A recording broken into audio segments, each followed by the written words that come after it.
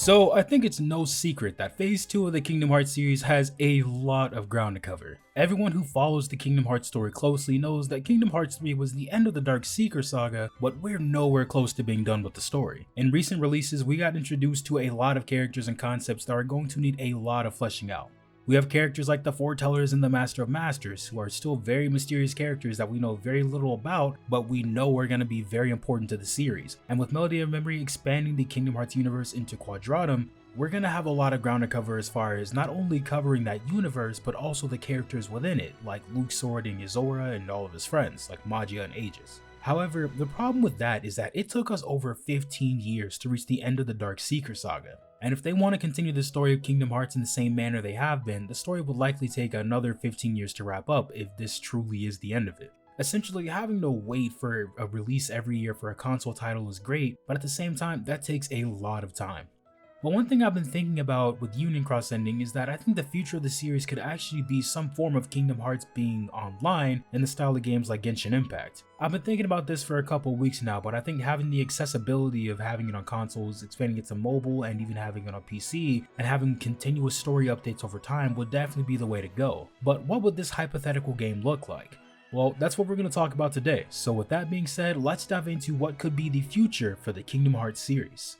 So first things first, I think the style of a game like Genshin Impact would work really well in the context of a Kingdom Hearts game. I've seen people talk about a potential Union Cross version of Genshin, and I think that would honestly work too, because they both have more than a couple things in common in the sense they're both gacha games that receive updates continuously. But the reason Genshin Impact was so successful and the reason why I enjoy it so much is because it's a free-to-play gacha game, but it didn't really feel like one.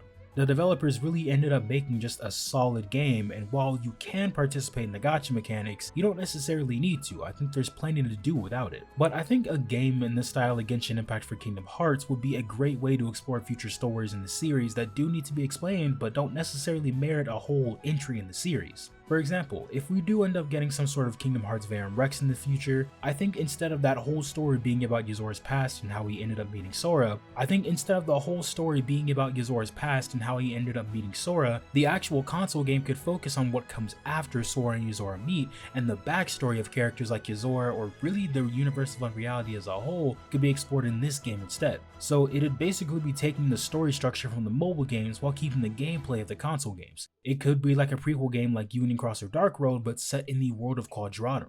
Since in the secret episode of Remind, Luke Sword called Yozora Commander, that makes me think that there's some sort of chain of command in that world, maybe some sort of military. So if they want to go the direct Union Cross route, you could play as your own customizable soldier in that military. I think that'd be a good way to explore the rules of the world while simultaneously giving a reason to go on quests and do missions and things like that would of course drive the story and the gameplay. Or imagine, instead of playing as a soldier, you play as Yozora as he rises through the ranks and ends up becoming the Yozora we fight in the secret episode. Honestly, I prefer to play as Yozora because it would give us a direct look into his past and how he would end up meeting his friends and everything like that, as opposed to learning everything through cutscenes. This would give us a way to directly interact with Yozora as a character and give us the full story of how he came to be the Yozora we ended up fighting in the secret episode. And if they decide to make this sort of Kingdom Impact game, it doesn't necessarily have to be set within the universe of Unreality. They could essentially do this for a lot of stories in the Kingdom Hearts universe that haven't been explained. For example, and like I said earlier, they could actually remake Union Cross or Dark Road if they wanted to, since those are actual gacha games, but they could also do this to explain what happened in the year between Remind and the Limit Cut episode.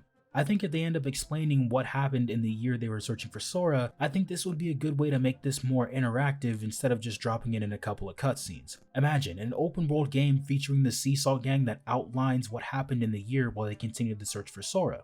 Or even a game like this that features the Birth by Sleep trio in the Realm of Darkness. The possibilities are endless for what they could do with this kind of game. And while updating this game with story updates, they could still do the release schedule they've been doing with putting out a mainline title every year or two, but I think with this would likely be a better way to sort of keep fans occupied for the year in between than what Union Cross or Dark Road has been doing. Now I will say, I think the weirdest part of this game would be the playable characters for the scenario, since in Genshin Impact you have a team of up to 4 people, and Kingdom Hearts for the most part has been mostly single player with a couple of multiplayer options. But I do think that there are ways they can make the situation work. Like they said, if they end up going the Yozora route and you're just a soldier in that military, you could end up creating your own character that ends up going on missions with Yozora or something like that.